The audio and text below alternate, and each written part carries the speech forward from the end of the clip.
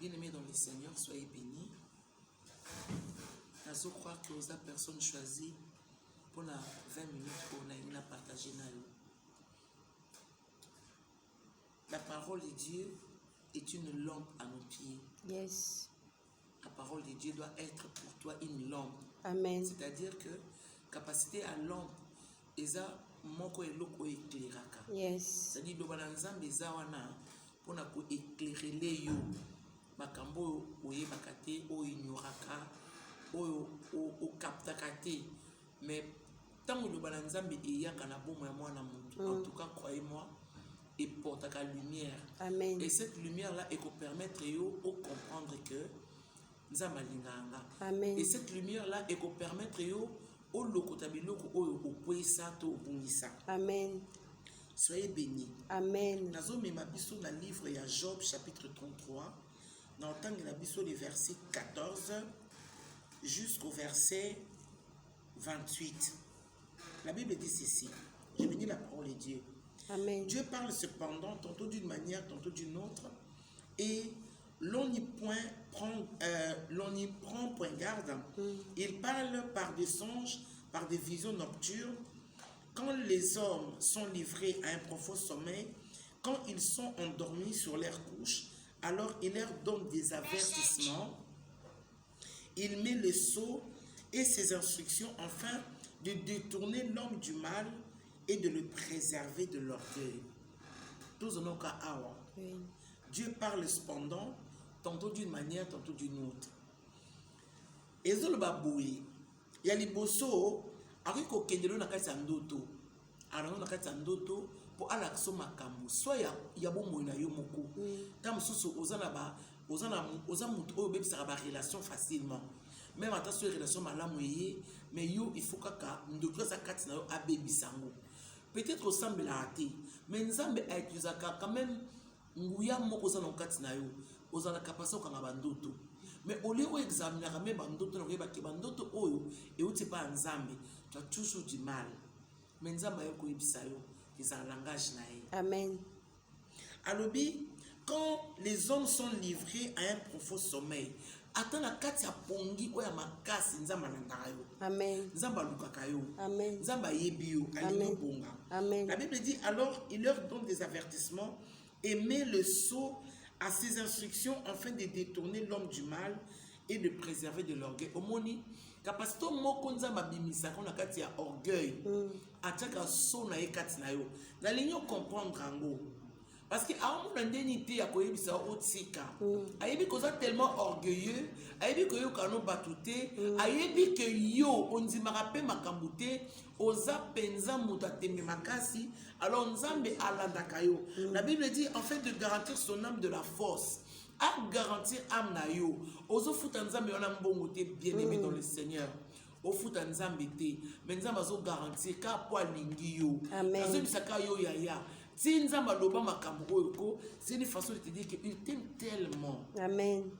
Que a utilisé un moyen pour comprendre. Amen. La Bible ajoute, dans le verset 19 à l'obé, par la douleur aussi, l'homme est repris sur sa couche. Attends la carte passe.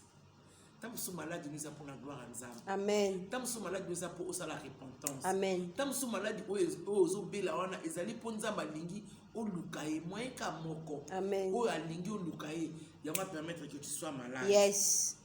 Bien-aimé dans le Seigneur. La Bible dit quand une lutte continue vient agiter ses eaux. Ah ezaba démon te moto ba lié mikuwa. Mais Nzambi moyen na moko. Yes. Amen. Parce que yé alingi ozongelaye. Amen. Amen. La Bible dit alors il prend en dégoût le pain, même les aliments les plus exquis. Oui, parce que nous babelaka. Malade des hommes à Kazambongo, mais à l'hôpital il n'y a pas de résultat. Ils ont langage en Zambie. Langage en Zambie et le même goût. Pour ozongela ye mokeli azong c'est le goût dans le lem. David a l'oba qui goûtait le Seigneur. Il a dit que il y a un restaurant au Balam en Zambie. Hein? Vraiment. C'est que ça, nous sommes sur le lait, on a pas goûté Nzambe. Mais David a ligné tellement Nzambe, non, Nzambe a goûté. Mais je me pose la question, est-ce qu'à Yukaka Sangoke, il y avait un restaurant Balamba qui pousse Nzambe? Donc c'était une façon de dire.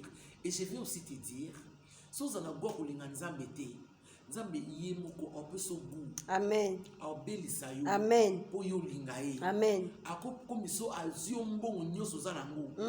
Yoti surtout yo. Amen. Nzamba botolo ba mbongo. Alingo comprendre. Abotoli yo boto za ko ngela wana botoli yango. Alingo comprendre kaza Nzambe. Amen. Eza langage Nzambe. Amen. La Bible dit, sa chair se consume et disparaît, ses os qu'on ne voyait pas sont mis à nu. Au conditi, ba clavicule et bimi. Maladie, ils ont langage ensemble. Bien aimé dans le Seigneur, dans une année bisabiso que langage ensemble, ils ont la karaté au sambe là, avec pour permettre parce que c'est beaucoup difficile, ils ont appuyé au monde malam. Amen. Même stérilité na yo, ils ont appuyé au monde malam. Avec pour permettre bien aimé, ba tous ba kimayo, au tika la ka yo moko. Pour bana kota na base examen ya vie ba camarade na bazo kende nzamba obenda bango ti obenda bango alingo tikala yo moko po yeba keza langage nzambe alingaka yo. Amen. Bien aimé tala makambo nzamba saka ka po la kisa yo ke alingaka yo nzamba lingi yo. Cette fois-ci il faut que tu goûtes le Seigneur. Amen. La Bible dit son âme s'approche de la fosse et sa vie de messager des morts. Tala dimension nzambe, j'aime trop ça. Son âme s'approche de la fosse et sa vie de messager des morts. Attention, verset 22.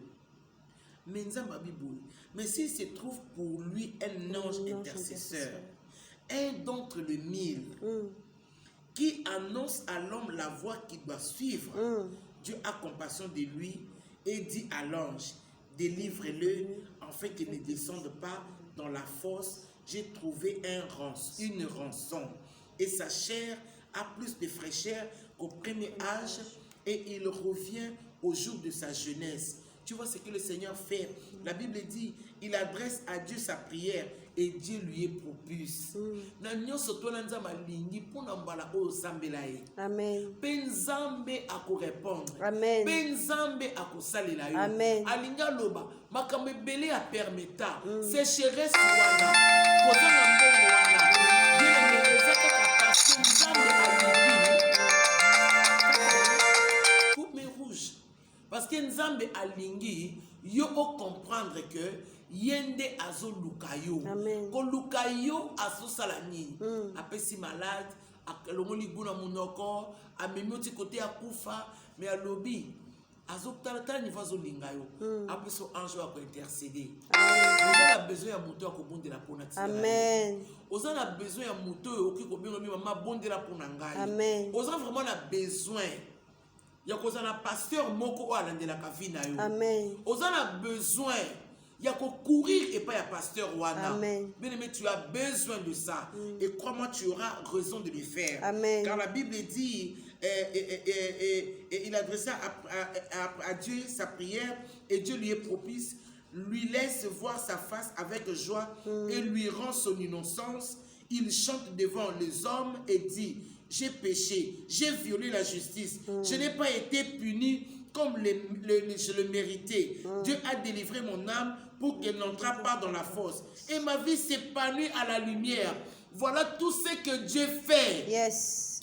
Voilà tout ce que le verset 29 dit. Voilà tout ce que Dieu fait 2 fois, 3 fois avec l'homme. Amen. Amen. À permettre ma déception. Amen. Au courir, nami ba les belé, bien aimé. Nzamba lingi a fait comprendre yo. Amen. Et ce que luki est bien en plus. Amen. Papa, a osala makambo oyo. A oyozo mone tezo beba, mais ça moyen ka ya nzambe parce que alingi oyembela ye. Amen. La Bible dit, voilà les choses que le Seigneur sait faire. Ayeba osalango. Yango a osalango pour la vie na yo. Amen. Alors ne crains plus rien. Crois que le Seigneur est avec toi au nom de Jésus. Le Seigneur vous aime et à très bientôt. C'était le pasteur Esther Ngalassi qui vous aime et je prie pour vous. Merci et à très bientôt. Amen.